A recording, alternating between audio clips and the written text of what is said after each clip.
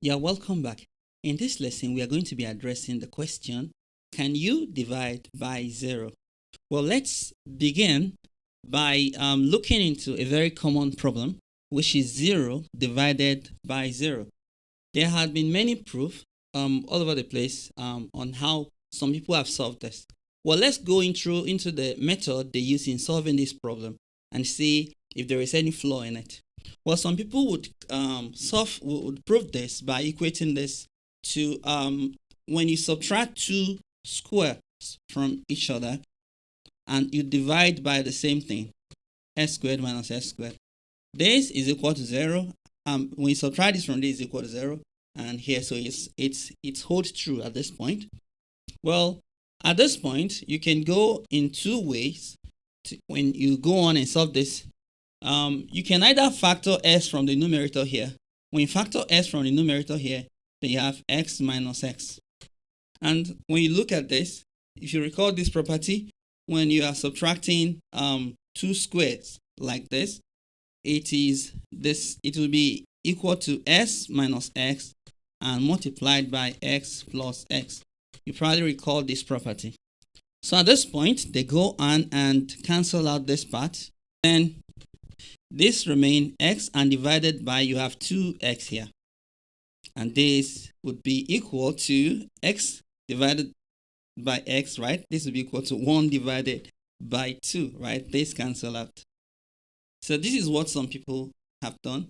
Well, some people at this point will equate this to, they put what they have down here up first. So you have x minus x and multiplied by x plus x and divided by factoring x from the denominator, x into bracket s minus x, which gives you something similar to this, and that will be this cancel out this, so you have 2x and divided by s, which is equal to 2. So it's why people claim 0 divided by 0 is equal to 1 over 2 or 2. Well, some people proved it the other way around, so they obtain different results. So when you have 0 divided by 0, this can also be equal to sine theta, because when you have sine 0 degree is equal to 0, sine 0 degree is equal to 0, and tan 0 degree as well is also equal to 0. Well, if that should be the case, so from here, if you assume, let us assume we have sine theta divided by the tangent of theta. This is the same as sine theta divided by, let me put the division front, divided by tan theta is the same as sine theta divided by cos theta. And that's going to be equal to sine theta multiplied by cos theta and divided by sine theta, such that this cancel out and you have that equals cos theta, where theta in this case is 0 degree, so that will be cos 0 degree, which is equal to 1. So you can also claim that 0 divided by 0 is equal to 1 from this proof. Well, shall we take these proofs? There is something wrong with both proofs. There are more, but there is something wrong with these two proofs on the chalkboard because they are probably the most common one. And that is, look at this part here. Look at the part where we cancel out s minus x here. Since x is equal to x, x minus x is equal to 0.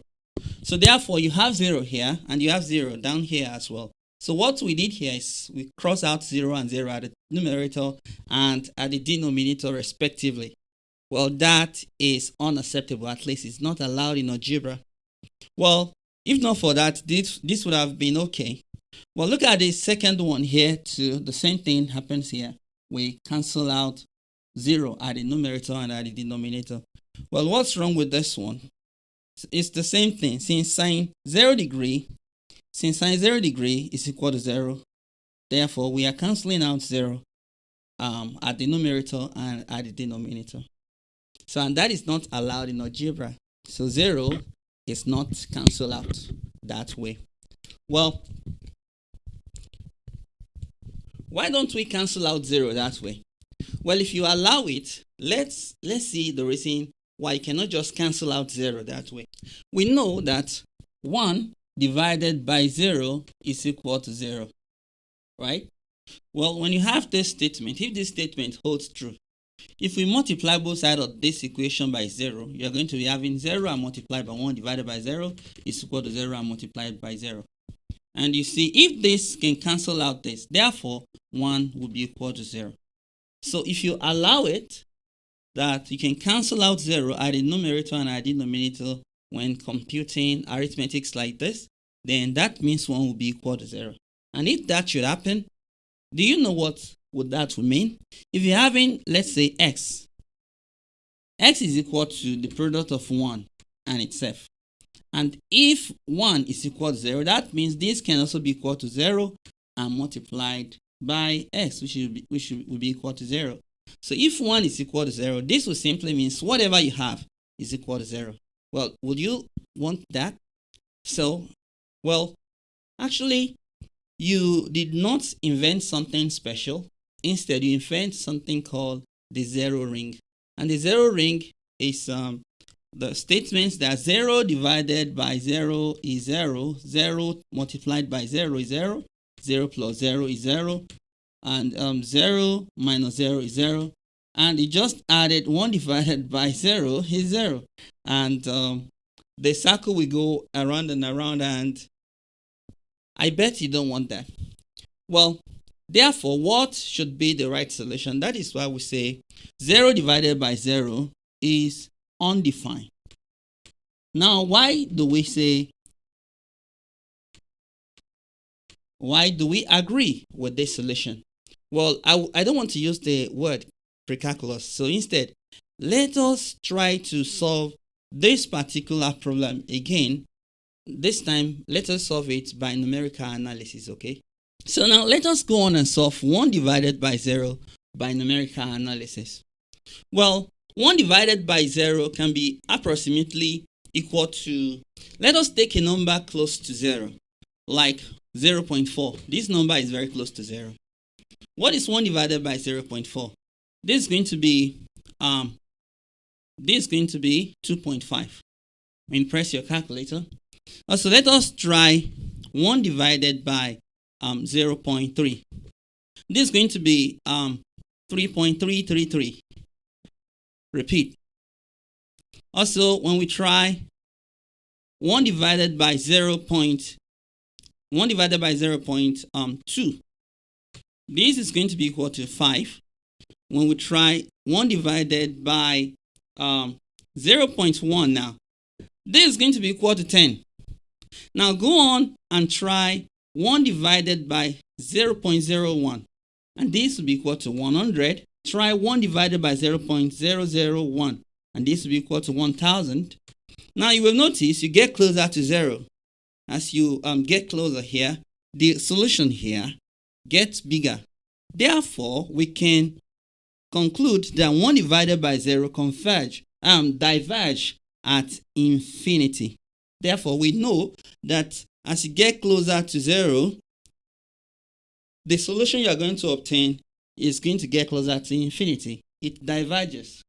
Well, but it does not end here. If I simply go on and do something opposite to this, 1 divided by 0 can also be approximated as 1 divided by negative 0.4. So, and in this case, because this is also close to 1, in this case you get negative 2.5. So if we repeat the process here, again, adding negative in all of those places, all of this becomes negative. And in that case, so let me put it down. When you try 1 divided by negative 0.3, you are going to get negative 3.33 repeat. When you try 1 divided by negative 0.2, you get negative, that's going to be negative 5.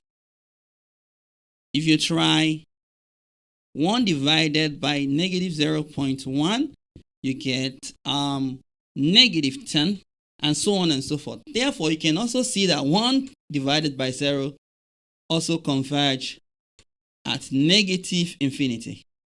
because the number here also gets smaller and smaller. So what do we take now? Is it that 1 divided by 0 diverge to infinity, or does it converge at negative infinity? And because you can't have it either way, you can't have it in both ways, that is why he said that 1 divided by 0 is undefined. And this is the reason why you don't divide by 0.